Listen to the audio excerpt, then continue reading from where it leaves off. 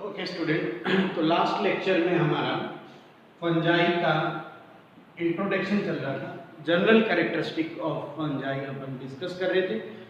उसमें हमने habitat of fungi, thallus structure fungi का और न्यूट्रिशन हमने डिस्कस कर लिया था। आज हम फंजाई के रिप्रोडक्शन मोड के बारे में स्टडी करेंगे। तो फंजाई जो है बच्चों एसेक्सुअल रिप्रोडक्शन भी करती हैं और सेक्सुअल रिप्रोडक्शन भी करती हैं। एसेक्सुअल रिप्रोडक्शन और सेक्सुअल रिप्रोडक्शन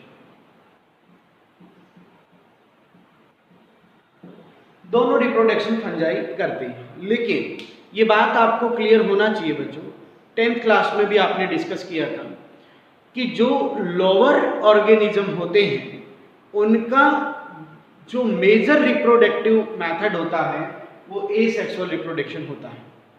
सेक्सुअल रिप्रोडक्शन वो उस कंडीशन में करते हैं जब हार्श कंडीशन होती है, एडवर्स कंडीशन होती है, तो सेक्सुअल रिप्रोडक्शन उन्हें उस कंडीशन में प्रोटेक्ट रखने का काम करता है या प्रिवेंट करता है एडवर्स कंडीशन से। लेकिन इनका जो मेन रिप्रोडक्टिव मेथड है वो एसेक्सुअल रिप्रोडक्शन होता है। अब जो ये फंजाई है वो एसेक्सुअल रिप्रोडक्शन अलग अलग फंजाई अलग अलग तरीके से करती है।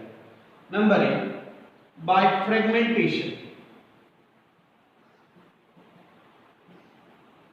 यह आपने 10th क्लास में भी डिस्कस किया है कि फ्रेगमेंटेशन का मतलब होता है कि जैसे ये फंजाई का थैलस है, ये फंजाई का थैलस है, थैलस यानी उसकी बॉडी है। अब इसमें कोई भी एक फ्रेगमेंट अगर टूटकर अलग हो जाता है, मान लीजिए कि ये फ्रेगमेंट यहां से अलग हो गया, तो ये फ्रेगमेंट आगे न्यू थैलस बना देगा यानी नई बॉडी बना देगा फंजाई। तो इसे फ्रेगमेंटेशन कहते हैं कि कोई भी एक फ्रेगमेंट अलग होकर नई बॉडी बना देता है। इस मेथड को फ्रेगमेंटेशन मेथड कहा जाता है, राइट। इसके बाद बाय फ्यूजन, अगर यूनिसेल्युलर फंजाई है तो वो फ्यूजन भी करती है। बाइनरी फ्यूजन मैंने आपको बताया था, पहले भी बैक्टीरिया में भी बताया था। फ्यूजन का मतलब है कि एक मदर सेल में क्लीवेज होता है और वो फाइनली डिवाइड हो जाती है डॉटर सेल्स के अंदर, ये क्लीवेज बढ़ता जाता है इस तरह से। So that is fusion. Like unicellular fungi है यीस्ट, तो यीस्ट फ्यूजन की प्रोसेस भी कर सकता है। इसके अलावा बाय बडिंग, बडिंग का मतलब है कि एक फंजाई जो है वो एक एक्स्ट्रा ग्रोथ स्ट्रक्चर बनाती है जिसको बड कहते हैं, और इसका भी एक बेहतरीन एग्जांपल है यीस्ट। अब वो कैसे होता है बच्चों, देखो कि जैसे ये यीस्ट की सेल है, इस यीस्ट की सेल में क्या होता है, इररेगुलर डिवीजन होता है, यानी रेगुलर डिवीजन नहीं होता, इक्वल डिवीजन नहीं होता। तो इसमें क्या होता है, इररेगुलर डिवीजन होता है, और इस इररेगुलर डिवीजन के कारण ये इस तरह की स्ट्रक्चर बनाती है, और जो ये एक्स्ट्रा स्ट्रक्चर बनती है उसे बड कहते हैं। देखो फ्यूजन में इक्वल डिवीजन हुआ था, दोनों सेल बराबर बराबर डिवाइड हुए थे, और बड एक तरह का क्या है, इररेगुलर डिवीजन है, ठीक है ना।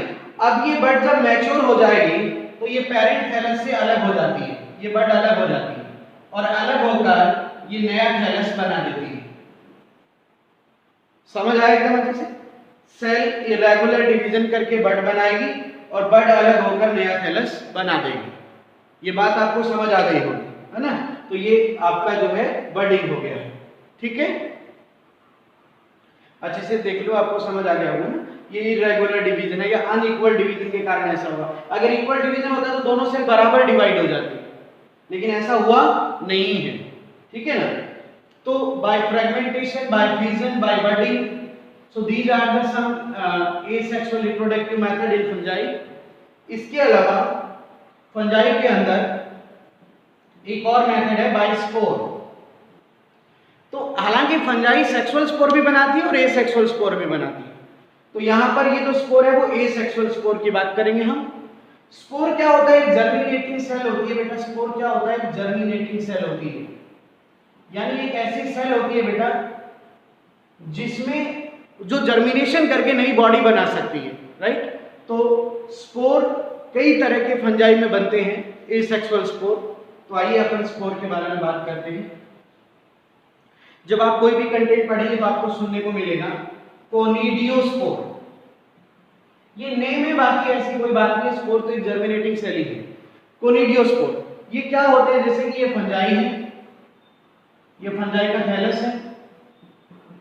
इस थैलस पर एक स्ट्रक्चर बनती है इस तरह से, इसे कोनिडियोफोर कहते हैं।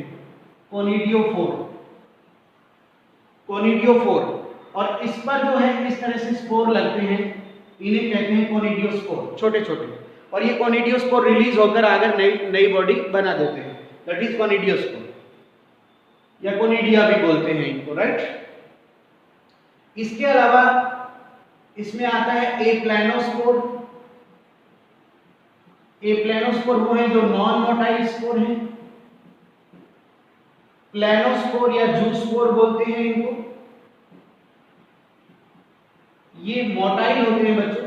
अब क्या फर्क होता है, देखो एप्लैनोस्पोर और प्लैनोस्पोर में। प्लैनोस्पोर वो होते हैं जिनमें फ्लैजिला होती है इस तरह से, यानी फ्लैजिला, और फ्लैजिला होगी तो ये मूवमेंट करेंगे। और एप्लैनोस्पोर वो हैं जिनमें फ्लैजिला नहीं होती, यानी इनमें फ्लैजिला नहीं होती, फ्लैजिला एब्सेंट है। तो जिनमें फ्लैजिला एब्सेंट है वो एप्लैनोस्पोर, जिनमें फ्लैजिला प्रेजेंट है वो प्लैनोस्पोर। एक बात ध्यान रखना बेटा, जो जूस्पोर या जूस्पोर मतलब मोटाइल है वो, और प्लैनोस्पोर जब बनते हैं जब सूटेबल कंडीशन होती है, और एप्लैनोस्पोर तब बनते हैं जब एडवर्स कंडीशन होती है। ए से याद रखना, एडवर्स कंडीशन, यानी ये कब बनते हैं जब एडवर्स कंडीशन होती है, ठीक है ना। विपरीत परिस्थिति जब होती है, स्ट्रगल का पीरियड होता है, तो एप्लैनोस्पोर बनता है, और सूटेबल कंडीशन में प्लैनोस्पोर बनते हैं, राइट। तो कोनिडियोस्पोर, एप्लैनोस्पोर, प्लैनोस्पोर, इसके अलावा स्पोरेंजियोस्पोर। स्पोरेंजियोस्पोर, अब ये स्पोरेंजियोस्पोर क्या है इसको समझ लीजिए। स्पोरेंजियोस्पोर में क्या होता है बच्चों कि जो फंजाई का थैलस है, जैसे ये फंजाई का थैलस है, इस थैलस पर एक सैक लाइक स्ट्रक्चर बनती है इस तरह से। इस सैक लाइक स्ट्रक्चर को स्पोरेंजिया कहा जाता है। यानी ये जो फंजाई का थैलस है, इस थैलस पर एक सैक लाइक स्ट्रक्चर बनी है, इसको क्या कहते हैं, स्पोरेंजिया, बैग लाइक स्ट्रक्चर। और इसके अंदर ये स्पोर है,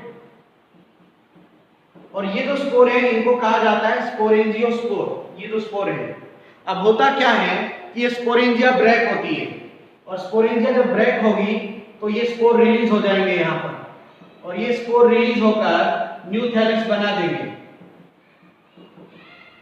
तो समझ आ गया ना। स्पोरेंजियोस्पोर में क्या होता है कि जो फंजाई का थैलस है उसके ऊपर स्पोरेंजिया बनती है, राइट। और स्पोरेंजिया में क्या होते हैं, स्पोर होते हैं, और ये स्पोरेंजिया जब ब्रेक होती हैं तो ये स्पोर रिलीज होकर आकर नए थैलस को बना देते हैं, राइट। ये बात आपको समझ आई। तो कौन कौन से एसेक्सुअल स्पोर आप लोगों ने डिस्कस किए, कोनिडियोस्पोर, एप्लैनोस्पोर जो नॉन मोटाइल है यानी फ्लैजिला नहीं होती है, प्लैनोस्पोर जो मोटाइल है यानी इनमें फ्लैजिला होती है।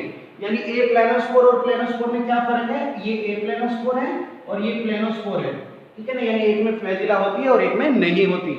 लेकिन सबसे इंपॉर्टेंट क्वेश्चन, ये सूटेबल कंडीशन में बनते हैं और ये एडवर्स कंडीशन में बनते हैं। स्पोरेंजियोस्पोर क्या होता है कि जो फंजाई का थैलस है उसके ऊपर एक सैक लाइक स्ट्रक्चर बनती है जिसको स्पोरेंजिया कहा जाता है, और ये स्पोरेंजिया जब ब्रेक होती है तो स्पोर रिलीज होकर आके नया थैलस बना देते हैं। Is that clear? ओके। इसके बाद आपको इसमें एक और स्पोर आपको पढ़ाते हैं, क्लेमाइडोस्पोर। ये डॉर्मेंट स्पोर आता है बेटा, डॉर्मेंट स्पोर है। डॉर्मेंट मैंने आपको बैक्टीरिया में भी पढ़ाया था, प्रोटिस्टा में पढ़ाया था, सॉरी। डॉर्मेंट स्पोर वो होते हैं जो विपरीत परिस्थिति में बनते हैं और रेजिस्टेंट होते हैं। यानी ये कब बनते हैं, जब एडवर्स कंडीशन होती है, और ये रेजिस्टेंट होते हैं। रेजिस्टेंट मतलब कि इन्वायरमेंट की विपरीत परिस्थिति को सहन करने वाले होते हैं। तो जब एडवर्स कंडीशन आती है तो फंजाई का जो ये थैलस है जैसे, ठीक है, तो ये जो सेल है इस पर थिक वॉल बन जाती है इस तरह से। इस पे क्या बन गई है, थिक वॉल बन गई है सेल पर, और यहाँ न्यूट्रिएंट स्टोर हो जाता है, इसमें न्यूट्रिएंट भी स्टोर हो जाता है, न्यूट्रिएंट स्टोर हो जाता है, थिक वॉल बन जाती है। और अब ये ना तो डेड होगी ना ग्रोथ करेगी। डोरमेंसी का मतलब यही होता है, डोरमेंसी का मतलब है कि ना तो ग्रोथ कर रहे हो ना डेड हो रहे हो, राइट। तो एक ये जो सेल है इसके ऊपर थिक वॉल बन गई है, न्यूट्रिएंट स्टोर हो गया है, अब ना तो ये आगे ग्रोथ करेगी ना ये डेड होगी, तो ऐसा स्पोर जो है वो क्लेमाइडोस्पोर होता है। अब जब भी सूटेबल कंडीशन आएगी, सूटेबल कंडीशन आने पर ये जर्मिनेट हो जाता है। जब सूटेबल कंडीशन आती है तो ये जर्मिनेशन करके नया थैलस बना देगा, जर्मिनेशन करेगा और न्यू थैलस बना देगा, ठीक है ना। जब तक कंडीशन सूटेबल नहीं रहेगी तब तक ये डोरमेंट रहेगा, लेकिन जैसे ही सूटेबल कंडीशन आई ये जर्मिनेशन करके नया थैलस बना देगा। So these are the some important asexual spore in fungi, okay. और इसी के साथ हमने फंजाई का एसेक्सुअल मोड ऑफ रिप्रोडक्शन भी देख लिया है, by fragmentation, by fission, by budding and by spore. These are the some important method, okay. इसके अलावा बच्चों अब अपन देखते हैं सेक्सुअल रिप्रोडक्शन फंजाई के अंदर। तो फंजाई का सेक्सुअल रिप्रोडक्शन अपन स्टडी करते हैं। देखो बच्चों, फंजाई मोस्टली कौन सा रिप्रोडक्शन करती है, मैंने अभी आपको बताया एसेक्सुअल रिप्रोडक्शन मेनली करती है। सेक्सुअल रिप्रोडक्शन में फंजाई का सबसे इंपॉर्टेंट क्वेश्चन है जो एक बार मेडिकल एग्जाम में भी पूछा गया है कि कौन सा ऐसा ऑर्गेनिज्म है जिसमें sexual reproduction structure poor develop है या पूरी तरह से डेवलप नहीं है, तो वो फंजाई ही है जिसमें completely sexual reproducing structure develop नहीं है ना, यानी लेस डेवलप स्ट्रक्चर है इसके अंदर, लेस डेवलप स्ट्रक्चर है इसके अंदर, सेक्सुअल स्ट्रक्चर पूरी तरह से डेवलप नहीं है। दूसरी बात कि ये जो सेक्सुअल रिप्रोडक्शन है वो अलग अलग फंजाई अलग अलग तरीके से करती है। जैसे कि मैं कुछ मेथड बताता हूं आपको। गैमीटेंजियल कॉन्टैक्ट, गैमीटेंजियल कॉन्टैक्ट ये रिप्रोडक्टिव मेथड है फंजाई का। इसमें क्या होता है, देखो कि ये जो फंजाई है इसका ये थैलस है, इस थैलस पर ये एक मेल गैमीटेंजिया बनी है, मेल गैमीटेंजिया, गैमीटेंजिया जिसमें गैमीट है, तो इसमें ये मेल गैमीट है, ये मेल गैमीट, ठीक है। और इसी तरह ये एक थैलस है जिस पर ये फीमेल गैमीटेंजिया है, फीमेल गैमीटेंजिया, और ये फीमेल गैमीट है, राइट। अब क्या होता है कि जो मेल थैलस है और जो फीमेल थैलस है वो पास में आएंगे और इनके बीच में एक ट्यूब बनेगी इस तरह से, गैमीटेंजियल ट्यूब या कॉपुलेशन ट्यूब या कॉन्टैक्ट ट्यूब बनेगी। अब क्या होगा कि ये जो मेल का न्यूक्लियस है वो इस ट्यूब के थ्रू इसमें ट्रांसफर हो जाएगा, इसमें, ठीक है ना।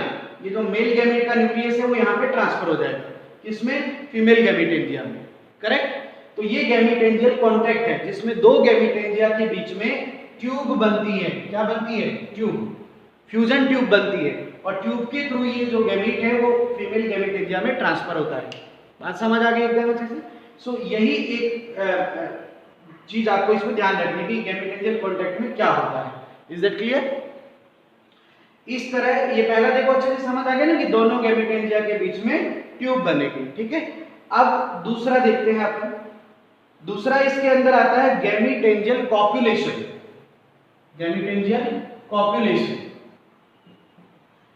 अब गैमीटेंजियल कॉपुलेशन में क्या होता है, बस आप ये देखो इस तरह से, ये कौन सी है आपकी फीमेल गैमीटेंजिया और ये क्या है मेल गैमीटेंजिया। अब क्या होगा कि ये दोनों बेटा पास में आएंगे, दोनों गैमीटेंजिया, और ये जब दोनों गैमीटेंजिया पास में आएगी तो कुछ इस तरह से होगा बेटा, इस तरह से। ये फीमेल गैमीटेंजिया है, गैमीटेंजिया। अब जहां ये दोनों आपस में कांटेक्ट में आती है, जहां ये दोनों आपस में जुड़ती हैं, वहां पर पोर बनेगा, यानी यहाँ की वॉल डिसॉल्व हो जाएगी और पोर लाइक स्ट्रक्चर बन जाएगी। ठीक है, और अब ये पूरा का पूरा जो इसका मटेरियल है वो इसमें ट्रांसफर हो जाएगा, पूरा का पूरा यहाँ पर इसमें ट्रांसफर हो जाएगा। यानी मेल गैमेटेंजिया का कंप्लीट न्यूक्लियस और मटेरियल ये फीमेल गैमेटेंजिया में ट्रांसफर हो जाएगा। इसमें ट्यूब नहीं बनती है, बस दोनों गैमेटेंजिया जहां पास में आती हैं वहां पर वॉल डिसॉल्व होकर पोर लाइक स्ट्रक्चर बन जाती है। That is gametangial copulation. Gametangial contact में क्या था, ट्यूब बन रही थी, और गैमेटेंजियल कॉपुलेशन में क्या है, ट्यूब नहीं बन रही है। जहां पे दोनों गैमेटेंजिया पास में आती हैं वहां वो वॉल क्या हो जाती है, डिसॉल्व हो जाती है और एक पोर लाइक स्ट्रक्चर बन जाएगी जो आप देख रहे हैं, और उसके बाद ये मटेरियल पूरा इसमें ट्रांसफर हो जाता है। दैट इज गैमेटेंजियल कॉपुलेशन, है ना। तो एक ब्रीफ में आइडिया दे रहा हूं आपको। तो इसके बाद जो है बच्चों आता है इसमें, अगर दो मेथड करा दिए ना मैंने, इसके बाद इसमें आता है स्पर्मेटिजेशन। ज्यादातर बेसिडियोमाइसिटिस में आप ये पढ़ेंगे जब फंजाई का आप क्लासिफिकेशन देखेंगे। तो स्पर्मेटिजेशन में क्या होता है बच्चों कि जो मेल थैलस है या मेल बॉडी है वो मेल स्पर्मेशिया बनाएगी, स्पर्मेशिया बनाएगी। ये स्पोर लाइक स्ट्रक्चर होती है। कैसा होता है ये, स्पोर लाइक, छोटे छोटे स्पोर लाइक स्ट्रक्चर बनते हैं। या और जो फीमेल थैलस है, या इसे रिसेप्टिव थैलस वर्ड भी दिया जाता है, रिसेप्टिव थैलस, रिसीव करने वाला, वो फीमेल स्पर्मेशिया बनाएगा। और स्पर्मेशिया क्या होते हैं, स्पोर लाइक होते हैं। तो इसमें स्पोर लाइक स्ट्रक्चर बनती है थैलस पर। तो मेल स्पर्मेशिया यानी मेल स्पोर जो होते हैं वो रिसेप्टिव थैलस पे ट्रांसफर हो जाते हैं। तो ये होता है स्पर्मेटिजेशन, यानी स्पोर लाइक स्ट्रक्चर बनती है इसमें। ठीक है ना, स्पर्मेशिया भी बोलते हैं या स्पोर लाइक स्ट्रक्चर बोलते हैं। और फीमेल थैलस का नाम भी इसमें क्या दिया जाता है, रिसेप्टिव थैलस, रिसीव करने वाला थैलस बोला जाता है इसे। क्लियर, जो मेल स्पोर को या मेल स्पर्मेशिया को रिसीव करता है। बात समझ आ गई? ये स्पर्मेटिजेशन हो गया आपका इसमें, यानी इसमें स्पोर लाइक स्ट्रक्चर बनेगी, है ना। गैमेटेंजिया वाली बात नहीं पढ़नी हमें, क्या बनेगा इसमें, स्पोर लाइक स्ट्रक्चर बनेगा। इसके बाद में बच्चों इसमें आता है सोमेटोगेमी। क्या आता है, सोमेटोगेमी। सोमेटो मतलब वेजिटेटिव, सोमेटिक क्या होता है, वेजिटेटिव। तो इसमें क्या होता है बेटा कि कोई स्पेशल स्ट्रक्चर नहीं बनती है, बस एक थैलस जो होता है, ये जो थैलस की जो सेल है, ये जो थैलस है इसकी जो सेल है वो मेल गैमेट का या मेल स्ट्रक्चर का काम करेगी। और जो दूसरी है, जैसे कि यहां पर मैं एक और बना देता हूं, ये वाला जो थैलस है वो, ये वाली जो सेल है वो फीमेल थैलस का काम करेगी। यानी कोई स्पेशल स्ट्रक्चर नहीं बनी है। फंजाई का जो हाइफा है, सेल क्या होता है, हाइफा, एक हाइफा फीमेल की तरह काम करेगा और एक हाइफा मेल की तरह काम करेगा। और जब ये दोनों आपस में कांटेक्ट में आएंगे तो ये वाली जगह फ्यूज हो जाएगी और दोनों का मटेरियल, आप इसका मेल का मटेरियल इसमें ट्रांसफर हो जाएगा। मतलब इसमें क्या हुआ कि जो हाइफा है, हाइफा क्या एक सेल है, वो कोई रिप्रोडक्टिव स्ट्रक्चर नहीं है। तो हाइफा ही किसका काम कर रहा है, सेक्सुअल रिप्रोडक्शन का काम कर रहा है। हाइफा ही सेक्सुअल रिप्रोडक्शन वाली स्ट्रक्चर है, इसमें और कोई स्पेशल स्ट्रक्चर नहीं बनी है। केवल बॉडी ही डायरेक्ट क्या कर रही है, सेक्सुअल रिप्रोडक्शन कर रही है ना। तो ये है सोमेटोगेमी, यानी थैलस ही आपस में फ्यूज हो जाता है। एक थैलस मेल का रोल करेगा और एक थैलस फीमेल का रोल करेगा। समझ आया एकदम अच्छे से? कोई स्पेशल स्ट्रक्चर नहीं बनेगी, नो स्पेशल स्ट्रक्चर, कोई स्पेशल स्ट्रक्चर नहीं बनेगी इसमें। क्लियर हुआ एकदम अच्छे से? तो ये मैंने बेसिक आपको आउटलाइन दिया है, सेक्सुअल रिप्रोडक्शन कितने टाइप से होता है। अब जब फंजाई में सेक्सुअल रिप्रोडक्शन होता है तो क्या क्या बेटा इसका एक स्टेप होता है। देखो क्या होता है, सबसे पहले होता है बेटा प्लाज्मोगेमी, फिर होता है बेटा कैरियोगेमी, और फिर होता है बेटा मियोसिस। ये 3 स्टेप होते हैं सेक्सुअल रिप्रोडक्शन के टाइम। प्लाज्मोगेमी, कैरियोगेमी और मियोसिस। प्लाज्मोगेमी का मतलब है कि इनका प्रोटोप्लाज्म फ्यूजन होगा, न्यूक्लियस फ्यूजन नहीं होगा। देखिए कैसे, कि सपोज करते हैं कि ये एक गैमेटेंजिया है मेल और ये एक गैमेटेंजिया है फीमेल। सबसे पहले प्लाज्मोगेमी होगा, यानी सबसे पहले इनके प्रोटोप्लाज्म आपस में फ्यूज होंगे इस तरह से। न्यूक्लियस फ्यूज नहीं हुए हैं, ये न्यूक्लियस अलग है, ये न्यूक्लियस अलग है, न्यूक्लियस अलग है, प्रोटोप्लाज्म मिक्स हो गए। तो ये जो स्टेज होती है वो डाइकैरियन स्टेज होती है, डाइकैरियन स्टेज, या इसे N+N कहते हैं। ये बहुत इंपॉर्टेंट है। N+N क्यों? क्योंकि अभी न्यूक्लियस फ्यूजन नहीं हुआ है। ये एक न्यूक्लियस N है, ये एक न्यूक्लियस N है, न्यूक्लियस अभी फ्यूज नहीं हुए हैं। हैप्लॉइड न्यूक्लियस होते हैं ना, हाफ क्रोमोसोम। फंजाई का थैलस क्या है? गैमेटोफाइटिक है, N थैलस है वो, ठीक है ना। फंजाई N ही होती है, 2N नहीं होती। जैसे हमारी सेल क्या होती है? 2N होती है, डिप्लॉइड होती है, जबकि फंजाई का थैलस N है। तो ये डाइकैरियन स्टेज है, इसमें अभी न्यूक्लियस फ्यूज नहीं हुए हैं, केवल इन दोनों के प्रोटोप्लाज्म फ्यूज हुए हैं। अब आता है कैरियोगेमी, इसमें न्यूक्लियस फ्यूजन हो जाता है। तो अब न्यूक्लियस क्या हो जाएगा? 2N हो जाएगा, N और N आपस में जुड़ जाएंगे। यानी अब ये वो स्टेज आ गई है जब दोनों के न्यूक्लियस भी फ्यूज हो गए हैं आपस में, और ये 2N न्यूक्लियस आ गए। क्लियर हुआ एकदम अच्छे से? पहले केवल प्रोटोप्लाज्म फ्यूज हुआ था, अब न्यूक्लियस फ्यूज हो गए। अब फंजाई में क्या होता है? मियोसिस होता है, यानी जब 2N स्ट्रक्चर बन जाएगी तो 2N स्ट्रक्चर क्या होगा? या तो जाइगोट जो बन जाएगा उसमें क्या होगा? मियोसिस होगा, और मियोसिस होगा तो मियोसिस होने के बाद स्पोर बनेंगे और उनको कहेंगे N। क्योंकि जब भी कोई 2N सेल में मियोसिस होता है, बेटा 9th में भी पढ़ा है ना आपने, तो क्या बनता है? N बनता है। मियोसिस क्या होता है? मियोसिस में क्रोमोसोम नंबर हाफ हो जाते हैं और माइटोसिस में क्रोमोसोम इक्वल रहते हैं। तो अब ये क्या करेगी? फ्यूजन होने के बाद मियोसिस करती है, यानी फ्यूजन होने के बाद 2N बनता है, और 2N क्या होता है? जाइगोट होता है। और जाइगोट में अब क्या होगा बेटा? मियोसिस होगा, तो क्या बन जाएगा? N स्पोर बनेगा, और ये स्पोर आगे जर्मिनेशन करेगा, और जर्मिनेशन करके ये न्यू थैलस बना देगा। तो जो न्यू थैलस है वो किससे बना? न्यू थैलस किससे बना? N से बना। तो फिर ये न्यू थैलस क्या होगा? N होगा। यानी फंजाई का जो बॉडी होता है वो हैप्लॉइड ही होता है, डिप्लॉइड नहीं होता है। करेक्ट? तो बेटा स्टेप समझ आए? पहला क्या था? प्लाज्मोगेमी। सबसे पहले प्रोटोप्लाज्म का फ्यूजन होगा, तो उस समय न्यूक्लियस का फ्यूजन नहीं होता है, तो दोनों न्यूक्लियस अलग अलग रहेंगे, यानी N+N रहेंगे। ठीक है? उसके बाद होता है कैरियो। कैरियो मतलब क्या होता है? न्यूक्लियस, है ना। गेमी, दोनों न्यूक्लियस की फ्यूजन होंगे आपस में, तो N+N जब फ्यूज हो जाएंगे तो क्या हो जाएगा? 2N, और 2N क्या होता है? जाइगोट होता है। अब बेटा क्या होगा? इस जाइगोट में क्या होगा? मियोसिस होगा। तो जब भी किसी 2N सेल में मियोसिस होता है, तो 2N सेल में अगर मियोसिस होता है तो फिर मियोसिस होने के बाद क्या बनता है? N बनता है। तो ये स्पोर बन जाएंगे, और इन्हीं स्पोर से आगे क्या बनेगा? थैलस बनेगा।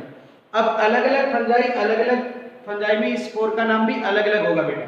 जैसे कि अब मैं आपको बता देता हूं, देखो फंजाई का अगर हम क्लासिफिकेशन देखें, तो फंजाई को बेटा हमने मेनली 4 भागों में डिवाइड किया है। एस्कोमाइसीटीज, बेसिडियोमाइसीटीज, ठीक है, एस्कोमाइसीटीज, बेसिडियोमाइसीटीज, ड्यूटेरोमाइसीटीज और फाइकोमाइसीटीज। ठीक है ना।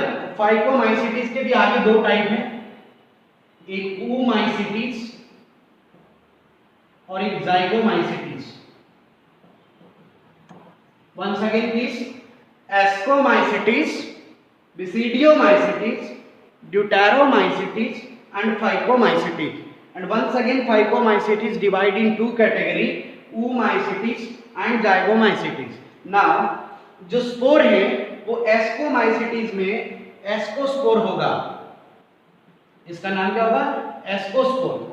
एस्कोमाइसीटीज इसीलिए बोला क्योंकि इसमें स्पोर जो बनते हैं वो एस्कोस्पोर बनते हैं, यानी एस्कस बोलते हैं, राइट।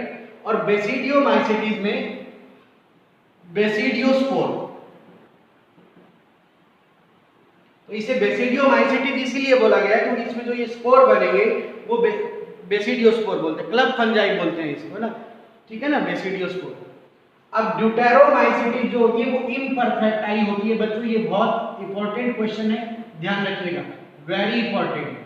ड्यूटेरोमाइसीटीज को इम्परफेक्टी बोलते हैं बिकॉज इसमें सेक्सुअल रिप्रोडक्शन डेवलप नहीं होता है। ध्यान से सुन लीजिए ना, ड्यूटेरोमाइसीटीज में नो सेक्सुअल रिप्रोडक्शन, इसमें सेक्सुअल रिप्रोडक्शन नहीं होता है, वेरी इंपॉर्टेंट, ध्यान रखिएगा। इसीलिए इसको इम्परफेक्टी फंजाई बोलते हैं, इम्परफेक्ट फंजाई कहते हैं, ये परफेक्ट फंजाई नहीं है क्योंकि इसमें सेक्सुअल रिप्रोडक्शन नहीं होता है।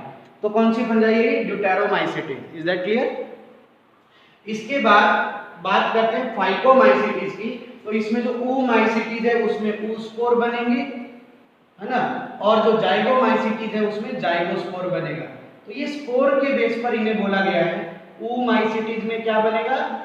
ooस्पोर, और जाइगोमाइसीटीज में क्या बनेगा? जाइगोस्पोर। तो बेटा स्पोर के बेस पर ही हमने इनको जो है आगे नेम दिए हैं। अब इस क्लासिफिकेशन में भी मैं बता देता हूं बेटा कि जो ये ऊपर मैंने आपको बताया है ना 3, ये वाली हायर फंजाई मानी जाती है, और ये जो फाइकोमाइसीटीज है इसे लोअर फंजाई कहते हैं। ये लोअर फंजाई है और ये ऊपर वाली हायर फंजाई है।